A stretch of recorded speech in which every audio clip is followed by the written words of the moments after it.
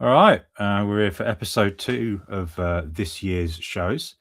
Uh, and I'm really, really happy to have this next man on to talk. For those who've been watching these streams I've been doing outside of the guest chats with my friends, you'll know my views on modern gaming at the moment and how I've leaned more into retro gaming and rediscovering a lot of the old games that I missed and also replaying some of the absolute classics that are out there. And December last year, I came across a channel which devoted itself to celebrating a lot of these old classics and discussing them in some length. And I fell in love. It's a great channel. And the man in question behind that channel joins me today. So he is the man behind Jake's Save Room, Jake himself. Hello. I'm pleased to have you on here. Because like I said, I've really fallen in love with retro gaming and your channel celebrates it. And I really admire the approach. But I always like to start right at the beginning of these chats. So who was Jake before the Save Room came along? Well, I'm married. I have 2 kids, and really, I'm just a big nerd all around. I have been my whole life. Movies, toys, games, of course. Other than that, I am an IT manager for a big IT company. Cool. So that's my main career area. Mm-hmm. But yeah, before making videos, it was pretty much just playing games. So the same thing, just not recording and talking about it. Yeah, I think I remember when my wife and I first got together, a lot of the stuff we did revolved around console gaming because I wasn't a PC guy as such, but in later years I've become more of an admirer of the PC platform because of the range of games that are out there. Was it similar for you? I was console for most of my life, and then actually my job has a rewards program where you can do things and earn like points. So anyways, I got a free PC. Essentially, it has like a 4060 and it's like a big gaming PC for free. Awesome. I got that two years ago, I think, and that's when I moved over into PC gaming and then into emulation and stuff. So how did the channel begin? That's a long story. So take it away. Yeah, so the channel itself, the creation of it happened like 13 years ago. I originally did Let's Plays when I was like 19, I think. Had a different name, different logo and everything. But I did that for about a year. I lived with my mom at the time, and then I just stopped abruptly. And then the channel sat there dead for 10, 12 years. And then beginning of last year, I wanted to come back to YouTube pretty much that whole time. I wasn't working on it. But my job gave me a webcam. It was a Christmas present or something. So I was like, that's the sign I can make YouTube again. Because I came back with Let's Plays originally. Yeah. And then obviously, the landscape of YouTube is nothing but Let's Plays. So they don't do too well usually, or at least they're very hard to get going. So I did that for about a month and just seen it wasn't really going anywhere. And then what started the idea for what the content is now is I was scrolling on Facebook and I had seen that that remake of The Thing was coming out. Oh yeah. So I was like, oh, I wonder how the original one aged. How would a video do if I looked at the original one and then compared it to see, if it aged well or not? And then that's kind of where that started out. How did it age was the original idea, and then it kind of just evolved over the year into what was. And so you've obviously discussed a webcam. What equipment and software do you use? Because I obviously said it's on PC, but what else is involved in that? Yeah, so recording the actual games is just OBS. For a lot of the retro games I do emulate. So that's through DuckStation or the PCSX2. As far as hardware goes, the microphone is a HyperX Quadcast 2. The webcam is an Anchor Power something. It's not a fancy webcam. It's like a 1080p webcam, I think. And then I use DaVinci Resolve to edit and do the narration. Because when it comes to hardware myself, because I love, I've got a Raspberry Pi which has literally all the SNES and Mega Drive games on it, plus pretty much all of the old school arcade games on it, and all of the Neo Geo stuff on it as well, because nobody I knew growing up had a Neo Geo. So I love this little machine to bits. And my friend Doug, he set this all up for me with like custom menus and everything, because he's a massive retro gamer as well. And if you see this, hi Doug. But also, one of the reasons I asked is because a friend of mine, he modded my PS2 that I've got. That's super cool. Yeah, and essentially it's got a 2 terabyte hard drive in it, a little backplate on here, and it's got just shy of 800 games on it, which I have no clue how to get through all of those in my lifetime, but I'm going to give it a try. But the other reason I asked about hardware was because I'm going to say a couple of years ago now, we had the retro consoles come out, you know, the little diddy ones. And yeah, obviously I know a lot of your stuff is on PlayStation and PlayStation 2. I'm just curious what your thoughts were when you see these retro machines come out, specifically the PS Mini, which a lot of people didn't like. Yeah, I think the game selection is kind of questionable on some of them. I think maybe the PS1 is one of them that I thought specifically the game selection was odd. I mean, I think the idea is cool. It's making a lot of these games easier to play, you know, for modern people that don't know how to emulate or just can't get the original hardware. Yeah. So I think the idea is cool, but I really think there just needs to be a better way for people to play these retro games, because with pretty much a good chunk of them, you either have to emulate or find the original hardware, which is very expensive now. Oh, absolutely, yeah. So, because I mean, also I've got it down there, but I have a modded Sega Saturn as well.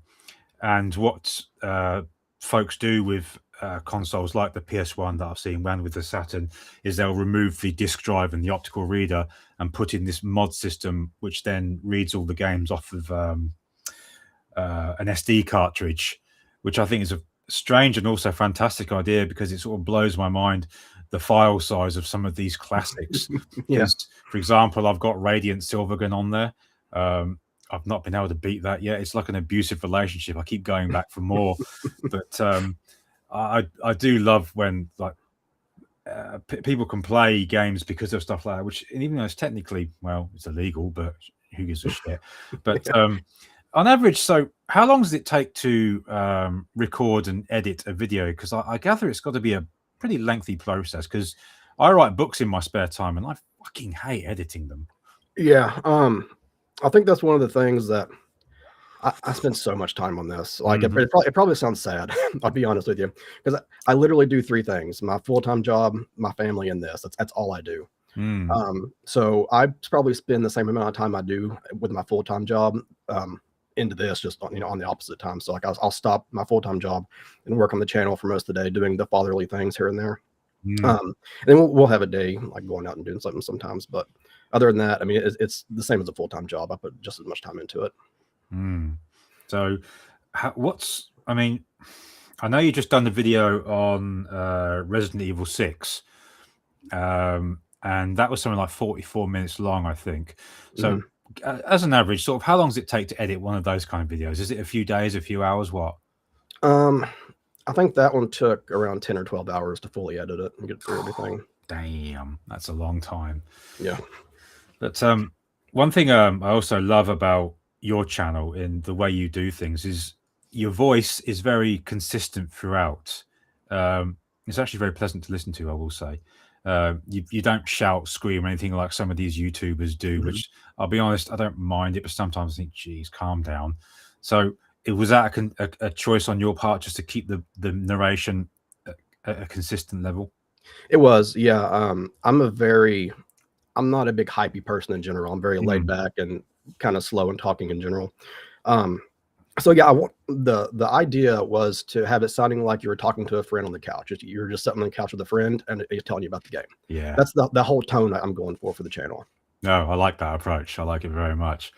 So before we sort of get to discussing a few of the videos in particular, because obviously I can't, as much as I'd love to sit here and talk about them all with you, we'll be here for hours, and we've both got stuff to be doing. But emulation. Now, there are those out there that call it piracy. Me personally, I don't. I prefer to think of it as preservation, because a lot of these old games, unless there are folks like yourself around, they'll get lost in time.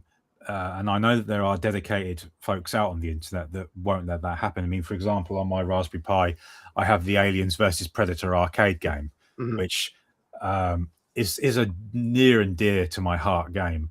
And I wouldn't be able to play that nowadays because it never got ported to any home console. So yeah, I see its preservation. I mean, what's your take on the whole thing? I am okay with it for games that are difficult to get to. Yes. Because like you just said, a lot of those games are not available unless you have original hardware. Now, something that's like newer that I could buy on Xbox One or like PS3 or something or Steam, I'll go buy them on Steam instead of emulating them. Just because if I can easily get it, I don't feel the need to emulate it. But I shouldn't have to go spend $500, $600 to play one of these retro games. Oh yeah, absolutely. Because I mean, with AVP, it may sound a bit pretentious of me, but the amount of coins I pumped into that arcade as a kid, sorry, I think I've earned the right to have a copy.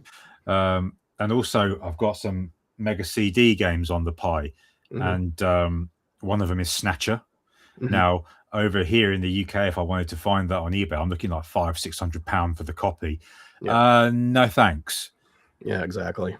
And obviously, on my modded Sega Saturn, I have Panzer Dragoon Saga, which is again £500-600 for a copy. Yeah, I don't think so. So that's kind of the way I look at it. Is there a prize game out there that you have in your collection, your emulator collection, that would cost a small fortune to get now? Oh yeah, I've done a video on 3 of them. I was kind of did like a back-to-back thing with the rarest, most expensive games on PS2. Rule of Rose, Ku-On, and Haunting Ground. Rule of Rose and Ku-On both are like $1,000 each now, or they jump up to them sometimes. Yeah, and it's inflated so much. Wow! Why did you do that? Yeah, it's crazy. Wow. I used to have all this stuff physically until I had to sell it back in like 2018. Back then, whenever I had Rule of Rose, it was only $300. Well, only, but that's a bit more reasonable than $1,000. Yeah. And then around 2020, when all that stuff started, that's whenever I noticed that the pricing for retro gaming just skyrocketed. Yeah. And then those 3 specifically are big ones. Well, I've got my theories on why that happened, but we'll get to that at the end.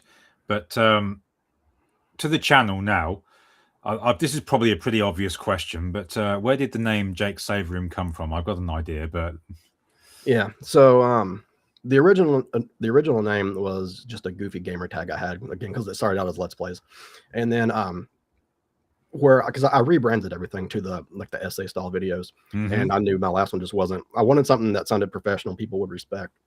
So, I mean, the idea is just like a Resident Evil save room. Yeah. Jake's Game Vault was the original name, or the original pick I had. And then I searched up on YouTube, and there was another Jake's Game Vault, and I didn't want to have a name someone else has.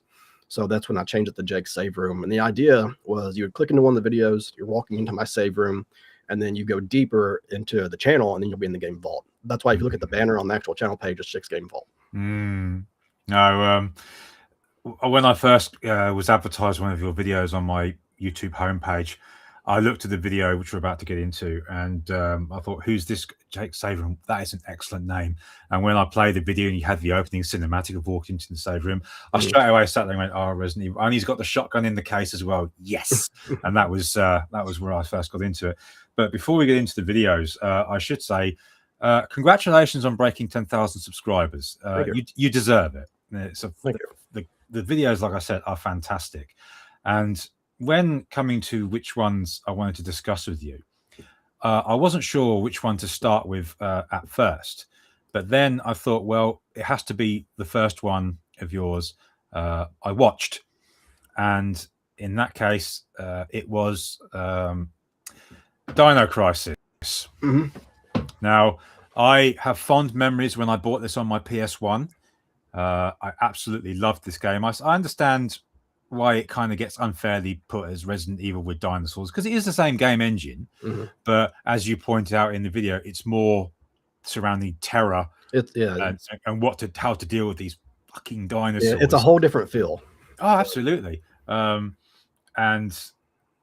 the bits in the game when the Tyrannosaurus breaks through that window and then chases you along the outside, they shit me up. Especially when you're trying to open the door to get back inside, and this thing's going for you, and you have to time your shotgun blast to back it off. fond memories of this game, and of course Dino Crisis 2 as well. A slightly different beast, but I absolutely adored it. And in particular with 2, that whole underwater section. It was terrifying.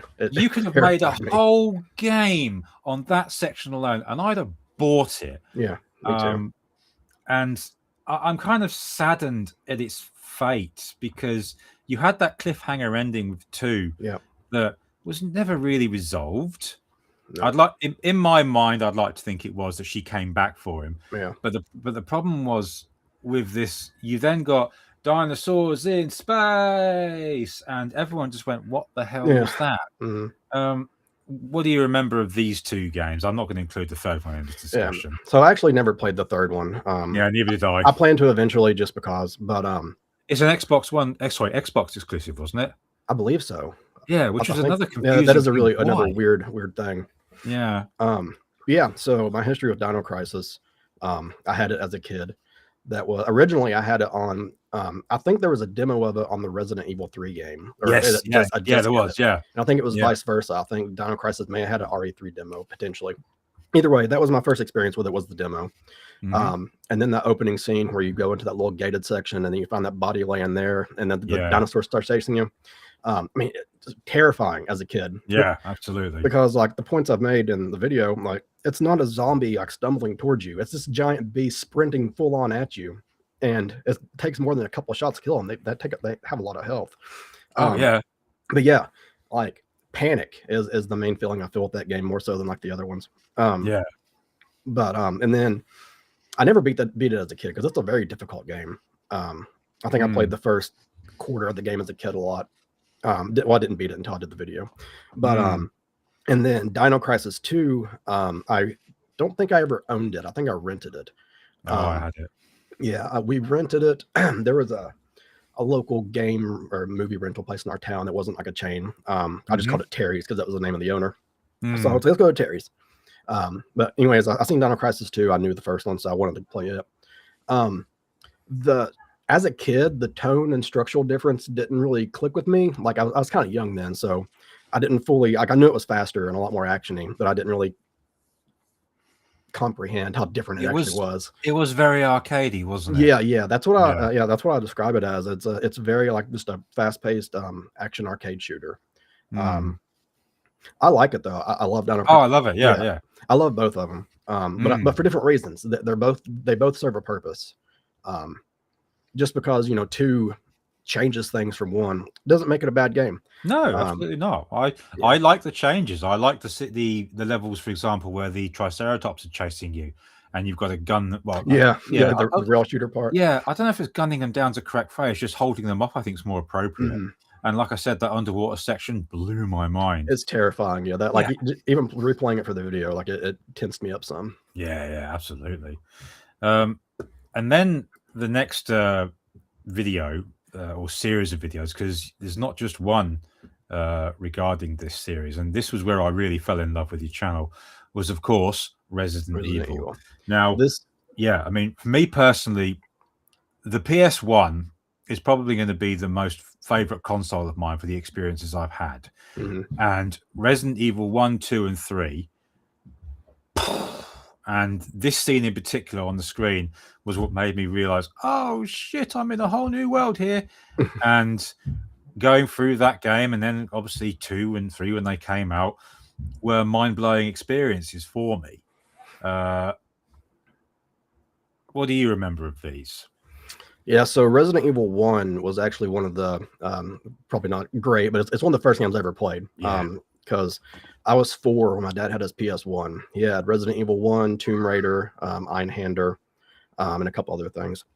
But that was my introduction to the game and the series is that cutscene, in the mansion. And then I played them throughout, 1 through 3. I never beat them as a kid, but I played chunks of them. Specifically 2. I didn't have a memory card at the time, so I would just keep playing the RPD over and over again. And I was fine with it as a kid, but I really didn't fully get into the series until I was in middle school and when RE4 came out. So I had played and liked the series up until then, but then 4 is kind of what made me lock in to be a mega fan, which is a Mm. divisive game for the series. I never thought it was divisive as such. I thought it was a good reimagining of things because I don't like to say it, but parts of the Resident Evil did get a little tiresome over time. Mhm. I think a shake-up was needed, and I remember I got it on the GameCube because obviously it was an exclusive at the time, along with the remake and Zero. And my friends who had PlayStations got it like a year later, and they're busy playing, and I'm thinking, oh, you've done that. But no, the series has fond memories for me, and I think your videos on them were fantastic. And it was interesting to note that you didn't cover the Resident Evil Director's Cut. Was there any particular reason for that, or did you feel it just wasn't needed? I just didn't feel like it was needed. There's a few versions of RE1 now, and I was debating on if I was going to do them at all, because there's also I think it's called Deadly Silence on the DS. It's just like a port. Yeah. So I mean, it's a different game, but I would still be covering like the same game essentially. Yes, I understand. Because like even doing the remake for one was a bit different, because I'm like, it's a different game, but I'm still covering the same concept and stuff, the same idea. So like the structure had to be completely different with how I did the original one and the remake, because it's the same story. Yeah, the Resident Evil series is what changed the channel. That's what really started making it grow a lot. Yeah, like I said, I love what you've done with it, because also some of them I never got to play, such as the Game Boy Color Resident Evil, because obviously I never had one. But Revelations 1 and 2 I never got to play as well, but I'll get into that later. But yeah, you brought back some fond memories of that, especially with Resident Evil 2 and with 3, even though 3, a lot of people had some very mixed opinions on it, but I didn't mind it, because Nemesis was a hell of an opponent, especially in the differing ways you could deal with him. But no, I never had a problem with it. But do you have a particular favorite from the series? I like 2 a lot, as far as like in hindsight, looking back at them, the structure and pacing is a big thing with me in games. The pacing is really important. But then just overall, the different layers, the atmosphere, just everything. I think 2 is my favorite of the series. The original 2. Yeah. What did you think of the remake? I like the remake, but I acknowledge it had some issues. I think it's a fun game. My biggest issue with it was the way they handled the A and B scenarios. They didn't really, they weren't really there in the same way they were in the original one. And then some stuff got kind of moved around. But I mean, overall, see, my opinion on remakes tends to be different from a lot of people, because I look at them differently. Yeah. While I'm playing the RE2 remake, I'm not really comparing it to the original one. I'm taking it as its own thing. So I'm not asking, is this a good RE2 remake game? I just look at it as, is this a good game? Yeah. So I think it's fun. Ah, cool. I like that. All right. So the next one, this one is very, very personal to me, more so now than at the time of its release. And that is, of course, Silent Hill. Now, I remember when I first got this for the PS1, it was from a little gaming booth in the middle of the shopping centre, the second floor of the shopping centre near where I lived. And I remember paying £30 for it, because obviously I'm over here in the UK. And the atmosphere blew my mind. And so did the approach to the game itself, the protagonist. And I think I relate to it more now because I'm a dad. And what would I do in those situations? But it was such a different take on horror, because you're not some action hero. You're some guy that gets out of breath if he runs too fast. Can't handle fights very well. And it was also a game for me which had multiple endings. The first time I played one that had multiple endings, I should say, where you know, if you didn't do anything, do certain things right. And my first ending, you know, Harry was still dead in his car at the end, which is like, what did I do wrong here? And that was when I had to look up what to do. So I think it was before like internet was really a thing. I can't remember, but yeah, that one has always stayed with me. What do you think of this one in retrospect? Yeah, so as a kid, I actually didn't have much experience with Silent Hill. Mm, But I wasn't sheltered per se, but Silent Hill was one of the games that scared my dad, so he never let me play it. It's the only game that ever scared him, but 1 and 2 really freaked him out, so he just never let me play it. yeah, So I really didn't get into them until I was in high school. So I'm the class of 2012, so it would have been around that time. yeah, Um, I mean, I love them. yeah, I'm really into that darker psychological imagery and yeah. just emotional things in general. I tend to attach myself to anything emotional, and that's all that game is essentially is emotion. Yeah, absolutely. But it's also for me, it's the story kind of I don't want to call it trope, but idea of an ordinary character in an Yeah. extraordinary situation. And I haven't. I mean, as I said, I've got those two modded consoles there, but I so want to pick up a modded PS1 just so I can play this one again Mhm. and enjoy it for what it was. Of course, along with Dino Crisis and all that. Yeah. But of all the series, that one it stays with me the most, and it's also a typical example of what we were talking about with retro gaming prices. Because Oh yeah. if I want the Dino Crisis games on the PS1 over here, I'm looking at £50 each, which is about $70, I think, US. Mhm. If I want Silent Hill, I'm looking at £100 a The copy. Silent Hills are expensive now. Oh Yeah. hell yeah! It's why I'm pleased that I've got my modded PS2 because I have Silent Hill 2, 3, and 4 on there, as Mhm. well as a couple of the other ones. But yeah, it makes me appreciate having that thing a whole lot more. And yeah, this one. Did you have you seen the Silent Hill movies? I've seen the two that were made like a long time ago. I've not seen the new one yet. I've heard the new one's not too great, but Yeah, I saw it in the cinema. I'm torn on it, but if I were you, wait for streaming. That's all I'm going to say on that one. all right. As far as the movies goes, though, I think the first one's fun. The second one's a bit out there. Yeah. I think the first one's a fun movie to watch if you're not really trying to look at it as this is a game adaptation or anything. Just Mm. for what it is, I think it's fun. I sometimes get a bit miffed when they gender swap a character for a film, Yeah. and with that one at first I was, but then I saw how they approached, and I thought, well, you know what, maybe it would be more appropriate for it to be a mum, but I'm still very much in the vein of I like being the dad in Silent Hill, so Mhm. yeah, I didn't mind it as much. But yeah, the Silent Return to Silent Hill, as well, I'll go there with that one. Yeah. But, did you see what happened with the remasters of 2, 3, and 4 when they did the Silent Hill collection? I know some things were changed, wasn't there? In those remasters, like voice acting and some textures and stuff, and Yeah, maybe the fog. I think. yeah, and it's basically it's very bad, and there was also a bug Mhm. in the remake of 2 which never got fixed, which pissed a lot of people off. But I have to ask, obviously, you've done the video for 1, Mhm. and you've done a video for the remake of 2, which I haven't watched yet because that's 2 hours. Yeah, it's a bit different. Yeah. Well, it's similar to the first game, but that remake is a long game. Yeah, but I assume you're eventually going to cover 2, 3, and 4.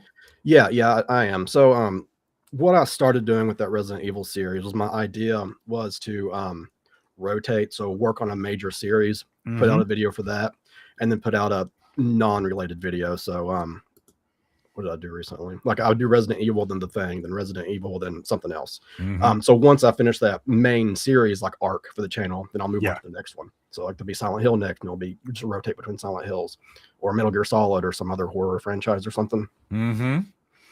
Well, as you've mentioned it, the next choice is, of course, Metal Gear Solid 1 and 2. This is early channel. Yeah, but for me personally, I remember when both Metal Gear Solid 1 and 2 came out, and damn, they were both events Yeah. back in the day. I have fond memories of Metal Gear Solid 1 when I picked it up because, as you quite rightly point out in the video, the story was absolutely phenomenal, and Oh yeah. it really got you thinking at the end. It was action packed, it was tragic, it was thoughtful, and yeah, it left one hell of an impression on me. I mean, especially the attention to detail, especially when a guard sees footprints in the snow Mhm. and starts following them. and also the unique part of switching your controller to port 2 to beat Psycho Mantis. Yeah. You'd never seen anything like Nothing. that Yeah, it's before. completely new. Yeah, and obviously then you have 2. Just it literally just blew it out the water. And again, detail and also the music, because I believe I remember seeing a making of which I think was packaged with the game, where they got Harry Gregson Williams to do the music for it, and they sent him like some sort of praise. I forget what it was, and he responded by saying, "Well, flattery will get you everywhere." So that's how they got him on board with that. And the boss battles in both these games were something else entirely. And yeah, to this day, hell of an impression. What do you remember of those? Metal Gear Solid is one of my other favorite series ever made. So it's right up there with Resident Evil for me. For a lot of those reasons. One, it's doing things no one else really does. I think Kojima is just a genius. Oh yes. Even replaying it for that video, I remember I got stuck because I was emulating that, and at one point they tell you to look at the back of the case for a code, and I was looking through my inventory trying to find what case am I holding? What am I looking at? So I had to look it up, and then I had to Google an image of like the actual game case to get the code. Like you said, no one else is doing that. I think every character in that series is extremely unique, and then I don't know, it's very engaging. Like it pulls you into it really well.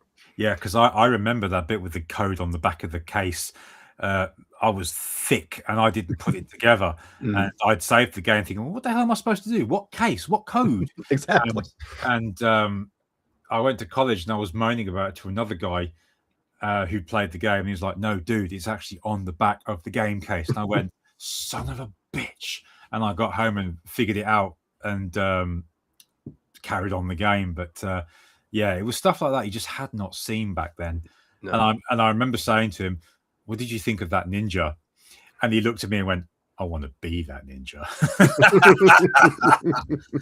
So yeah, Metal Gear Solid, it provided moments like that, and obviously 2 as well. Fantastic. And the ending in particular, because when you take down Solidus with that sword strike and he falls and he's trying to reach up the statue, it's such a poetic image. Yeah, and then as Raiden's standing in the middle of the street and all the people suddenly just return around him and none of them notice him. It's so yeah. That one has a really strong story, I feel. Like it's very powerful. Yeah. But again, stayed with me for a long time, those games. And obviously I have Metal Gear Solid 2 on my PS2. So I will be getting around to that again at some point, and I can't wait. But the problem is, being an adult now, I suddenly have very little time to do stuff, and it pisses me off. But yeah. Well, I mean, on that, I do play games, so it's all for the channel. So I very rarely spend like extra time playing games for just on the side or for fun. It's mostly all goes to the channel. Well, I understand it's all work, I guess, isn't it? So on to the next one. You've only done one video in this series, and that's of course Fatal Frame.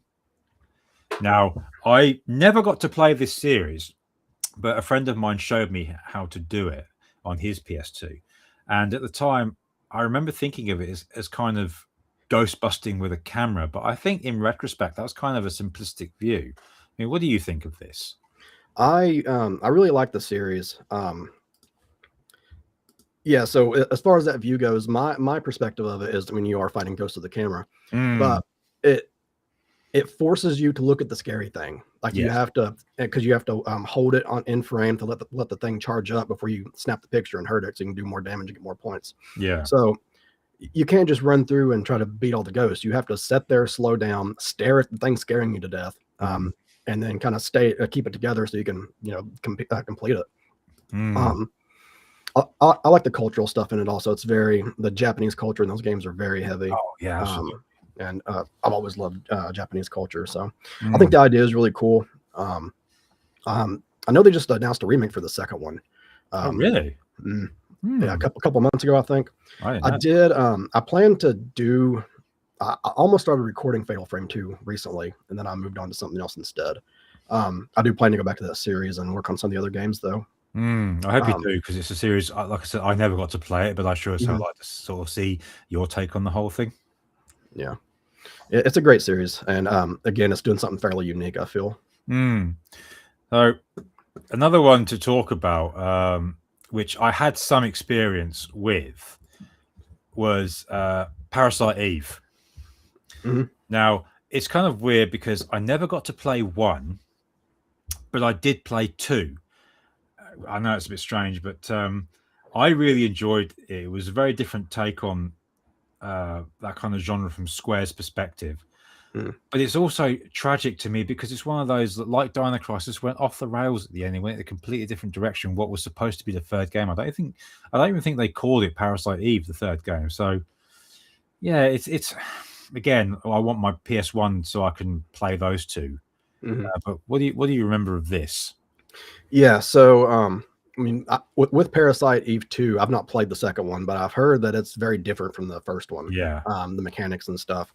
I mean, again, I think the mechanics in it are really cool. It's a really interesting way to see Square put their mechanics into like a horror game. Mm. Because even though you're still running around and stuff, it still has that turn-based like style fighting.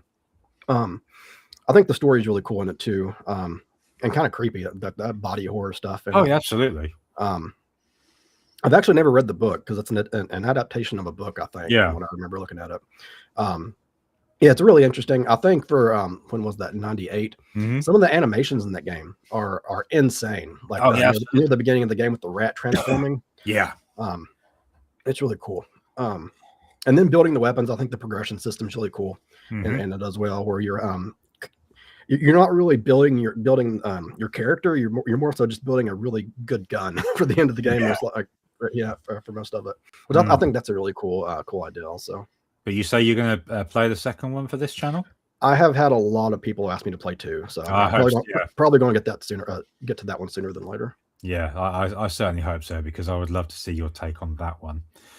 Now, one of the things you also do for the channel, which I really appreciate, is the forgotten gems you explore.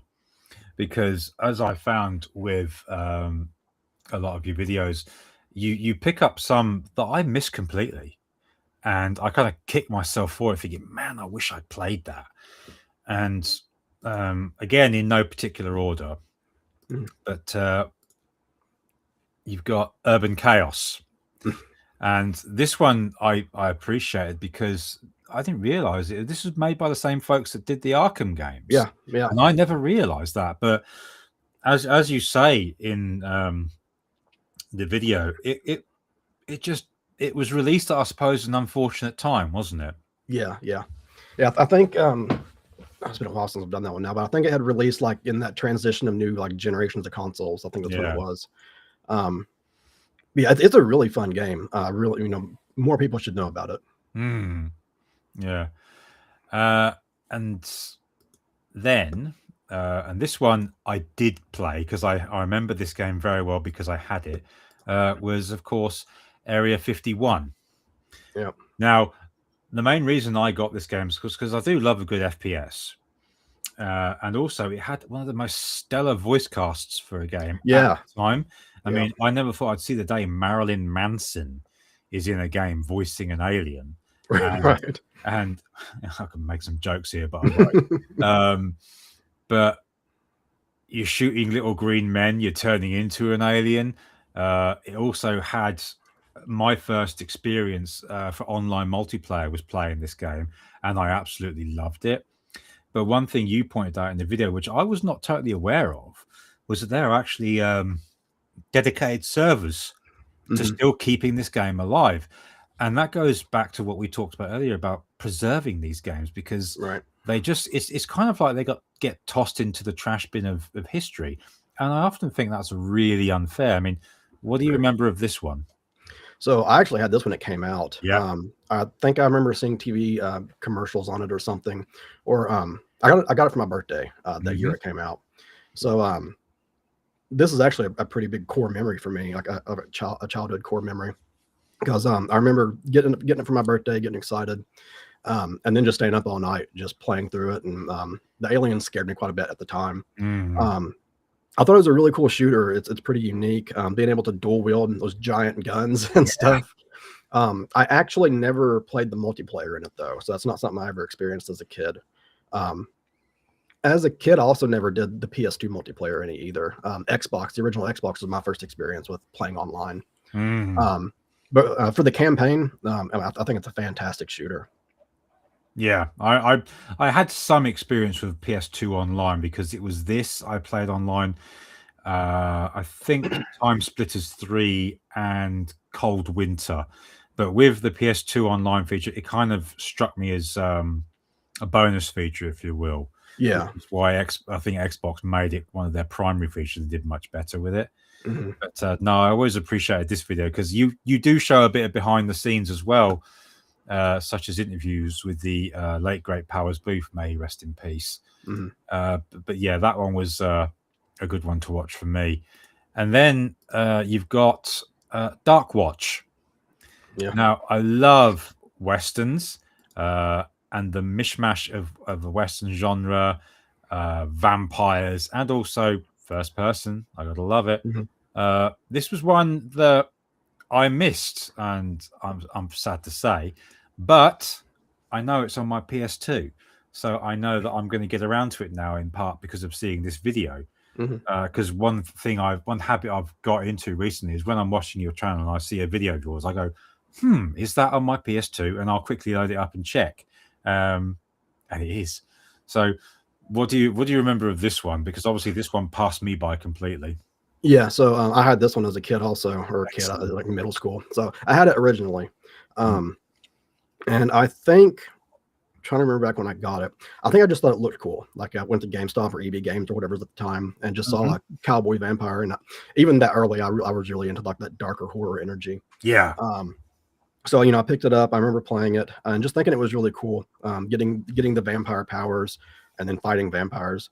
And I was also somewhat into westerns at the time, Yeah. because I think Red Dead Revolver. I was playing that around that same time. So I was in maybe even Gun, or maybe Gun was a little bit later. I love But it. just like that gritty western plus being horror, I was all over it.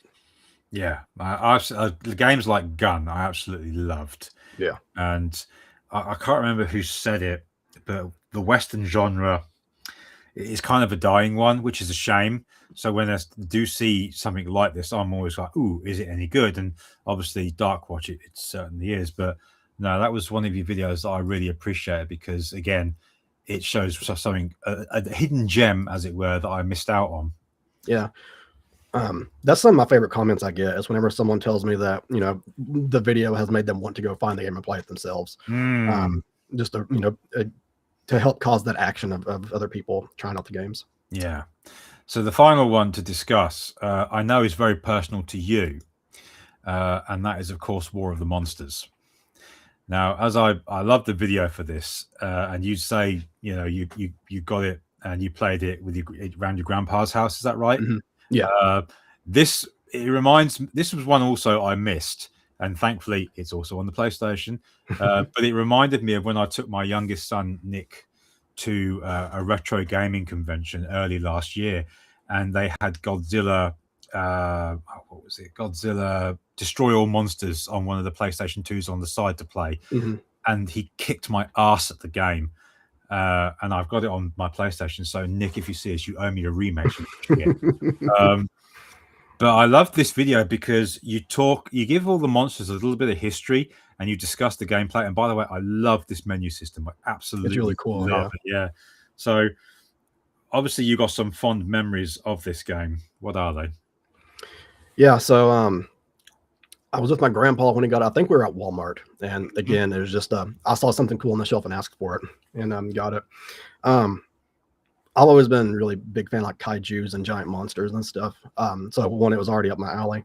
Yeah. And then I played it around him some. Where I played it a lot more was I took it to my dad's house because I went to my dad's every other weekend. Yeah. And I had some step siblings, so we would play it. So we'd play the third person battle mode or whatever. Maybe it was 1v1. I can't remember what it was, but we'd play together and fight, and we would just do that for hours. And The cool thing is there's the roster of monsters, but each monster has like 4 or 5 different outfits also that completely change how they look. So it kind of just expands it some. But yeah, just that and destructible environments. I was really big into Oh yeah, absolutely. destructible environments as a kid. So I would just run around and break the buildings down. Yeah. Yeah, the same sort of thing with the Godzilla game. I always love that stuff because at least it's faithful to two kaijus battling it out in the middle of the city. But no, again, another one that I'm pleased you covered because I thought, right, I will make sure to play that when I get some time anyway. I wish we got another one, something similar to it anyway. It's just a new kaiju fighting game. Well, really cool. Do you think a game like that would do well nowadays? I think if it was done well, it might potentially. But then again, I'm not sure how big that community is anymore because I know around that time, like Giant Monsters was pretty big. And then it might still be in Japan now, but I don't know. I don't know a AAA $60 game would probably sell very well just because of today's climate and what people are into. Yeah. But an indie game or something could be cool if it was done well. Yeah.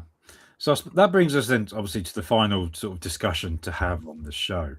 And I want to sort of focus on your thoughts on modern gaming and to sort of state my position on it. I was primarily a console gamer. I built 2 PCs, one for each of my sons. I have 4 children. And I had considered building myself another PC, but as time's gone on and the way gaming has changed, I kind of find it a bit soulless now. And as a result, I'm no longer a console gamer. I got rid of my latest PlayStation 5 that I had, and I'm in the process of saving up for a Steam Deck because I'm deciding to sort of focus on smaller games and also my retro collection, as I've pointed out a couple of times. But I also find a lot of the modern gaming scene very, very loathsome. Games are overpriced now, especially a lot of the AAA stuff. Yeah. I hate some of the things that are done with DLCs, microtransactions, day one patches, pre-orders, and whatnot. But like, just to circle back on what I said, I just find it very soulless now. There isn't a lot of innovation. They're just making what they think will sell. Whereas back when we were growing up and we had these wonderful consoles, I think it was a bit of a different scene.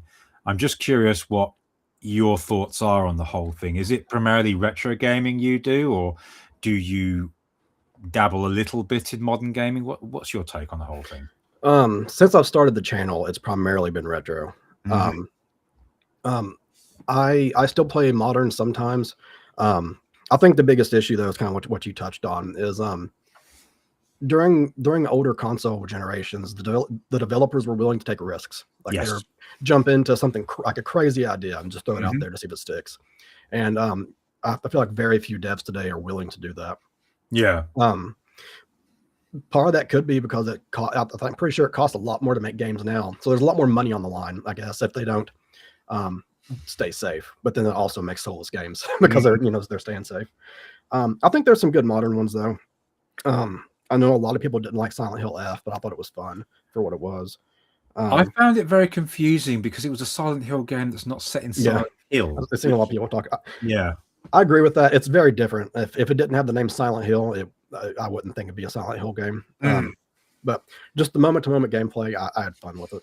And then another more modern one I played was from Bloober, the ones that did Silent Hill 2 remake.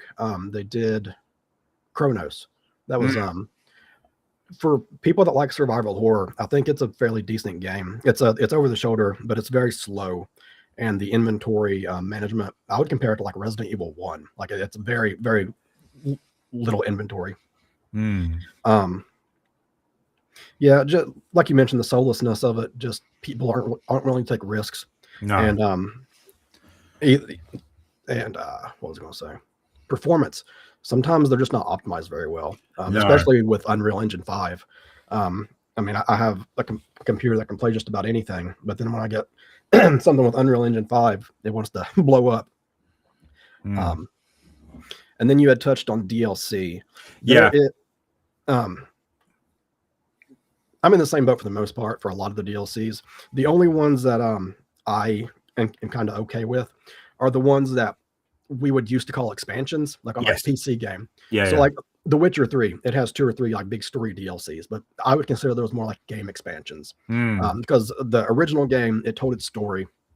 And then that expansion put another big chunk of game in there with more story. Mhm. So I'm okay when they do stuff like that, but whenever they are dropping weapon skins for $5 each, that's just a bit Yeah. much. Well, one of the reasons I brought up DLC was because I noticed that in the videos for Resident Evil 5 and 6, you didn't mention the DLCs. I'm curious, was there a particular reason for that? I had thought about that. That was something because I stream the games also, and that's something I brought up in the streams.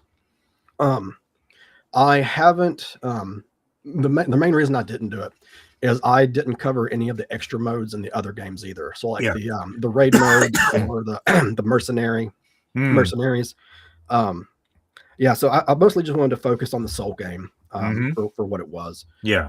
I have had ideas of after I do all the games, I might do a video going over like extra RE modes or something like that, doing mercenaries and raid mode and the expansions and stuff potentially. Yeah, because I remember playing Resi 5 when it first came out, and there was a whole controversy that kicked up around the versus mode, which I didn't like, by the way. But people realized that the DLC was already on the disc. You were paying to unlock it because of the size of the file, which was like, hang on a minute, that's bullshit. Yeah. Yeah, and that was another practice I really didn't like. So when you look to buy a game, do you sort of check for any of these sort of telltale, I don't want to say signs, but more like, in fact, no, I suppose it's the right phrase, but it's telltale signs of DLC, microtransactions and whatnot. Does that affect your choice on buying them? There's actually very few games I buy on day one release anymore. Yeah, very few. Yeah. And the ones that I do plan to buy, I've been ready for them for over a year potentially. Like Resident Evil 9, I'll get that on day one. Yeah. And really, other than that, the only other game on my radar that I'll probably get day one is called ILL, ILL. And I've been following it for like 7 years. The developer posts like clips and stuff on YouTube for updates, and they officially announced it a year ago. Yeah. So like right now, those are the only 2 games on my radar to get day one. Yeah, because I mean, as I said, I'm saving up for one of these bad boys. And whenever a game is released or announced and it looks good to my taste as well, I will go, you know what, let's see if that's Steam Deck compatible, because if it is, it's on my wish list. And so far my wish list is building because I've got, as an example, that Terminator 2D, which was released, because obviously that's my favorite movie. You know I'm getting that. But it was also looking at the Resident Evil games. Thought, you know, I'll just replay them on this just to see. And bizarrely, Resident Evil 5 isn't compatible with this, which makes me really wonder. Yeah, it's strange. That's odd. Yeah, but yet the remakes are. And the last time I bought a game, pre-ordered it, was the Resident Evil 3 remake, which turned out to be so disappointing because unlike 2 and Mr. X, Nemesis's appearances were all scripted. Yeah, they messed Nemesis up a lot in that game, the remake. Yeah, and it was such a shame, but also but no, I enjoyed the gameplay of it, but they messed the Nemesis up really bad. Yeah. But where they got it good was the Hunter's appearance in the hospital. Oh yeah, that was a good part. Because I didn't know they were coming. And when they appeared, like, oh shit. And yeah, they were fuckers to take down. Yeah, they definitely were. So yeah, but I enjoyed the remakes, even 3, but I'm curious to see what they do next. Because whilst I appreciate they're pushing the series forward with the new Resi, I'm curious to see if they're going to remake 5 and 6 and Code Veronica or not. I mean, I've heard whispers they are doing Code Veronica, but nothing confirmed. So what are your thoughts on the remakes in general? Yeah, well, I like the remakes for the most part. I mean, 3 is probably the weaker of the bunch there. Yeah. I like them. I do. I look at them as I compare them to the original, see what all they changed and stuff. But again, like I mentioned earlier, I also just take it as its own thing. Also, it's like Resident Evil 3 remake. It's not a great remake, but it's a fun game. It's a good game. So that's kind of the way I look at it. I loved 4. I thought 4 was fantastic. Yeah. Overall, I like remakes. I probably like remakes more than a lot of people. I feel like it doing it on modern hardware might give the devs, if it's the original team, the opportunity to get something across that they just couldn't hardware wise at the time. Yeah. So, like, for example, like if they did a full remake for The Thing, because I think what they put out was a remaster. Like if they did a ground up remake, if they did that, they could rework and actually build that fear and anxiety system, fully with today's hardware or technology. Sometimes they're not great. The remakes, like those GTA ones were horrible. My thoughts with it though, because some people will complain about remakes, is other than the GTAs, the remakes aren't replacing the original. Like we still have the original one to play it. So if you don't like the remake, I mean, you didn't lose anything. You still have the original one. Yeah. So I tend to get excited about them. Because one of my favorite franchises was the Dead Space franchise. And I always got disappointed with the way that ended. Again, screw you, EA. But I played the remake of 1 and I thought it was fantastic. Yeah. But apparently, because it didn't sell enough, they're not going to do a remake of 2, which is like, well, great, cheers. Yeah, I thought it was fantastic. Yeah, I loved it. And I even loved the addition of the alternative ending, which I thought was great. But final question then. What's next with the channel and yourself? I mean, what's your next video going to be? The next video is technically one I've not done before yet, or the type. Blumhouse, the movie studio, they reached out to me to and asked me to play their upcoming game. Excellent. They sent it to me for free. They didn't pay me to play it or anything. But so I have that recorded. That's going to be on Tuesday when the embargo lifts, which it is a first-person shooter and pretty unique. And I thought it was pretty good overall. But I'll go into a lot more details in the video. But going back on like actual brand for the channel, Blue Stinger is the next video outside of the Blumhouse one, which I streamed that last night and got a handful of people in. Excited to see someone playing it because it doesn't get talked about much. Because I don't go my way, but I do try to talk about games no one else really talks about much. No, I like that approach. Again, those games deserve love. They're important to somebody at some point. So, all right. So to end the show, I always ask the Pivo questionnaire to my guests. It's a little fun nod to Inside the Actor Studio and the late great James Lipton. So finally, Jake, what is your favorite word? Hope. What is your least favorite word?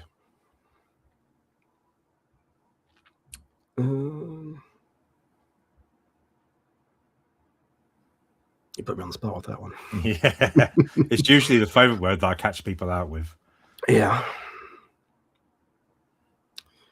I'll just say failure, I guess. Okay. What turns you on? Seeing other people motivated and achieving their goals. What turns you off? People being unmotivated and complaining about things that they aren't working to try to resolve. I like it. What is your favorite curse word? Fuck, I guess. It's a classic. Yeah. So what sound or noise do you like? What sound do I like? Does music count? Yes, it does. Yes. Okay. Well, music then. And what sound or noise do you hate? Random loud noises. So like someone screaming in the background or something. What profession other than yours would you like to attempt? Singing. I enjoy singing as well, so I'd love to be able to perform with that. Awesome. And what profession other than yours would you absolutely not like to attempt? I don't think I'd be much of a manual labor person, like construction and stuff. I don't think I could do it. Fair so enough. Kudos to the people that do that. And finally, if heaven exists, what would you like to hear God say when you arrive at the pearly gates? Your family's okay. They're going to be fine. Right, so ladies and gentlemen, you can find Jake, of course, on the Jake Safe Room channel. with his 10,000 subscribers. Of course, each one he absolutely deserves. And I would suggest you check out all the videos he's got, as I am working my way through slowly. They are brilliant. Jake, I can't thank you enough for giving me your time today. This has been wonderful. And I wish you every success with your channel going forward. And I hope one day you cross that threshold and get 1 million subscribers. Hoping one day. Yeah. But thanks for having me on. It's been great. Yeah, it's been a pleasure. So, ladies and gentlemen, thanks very much for joining us on this little chat. We'll see you next time. But for now, take care.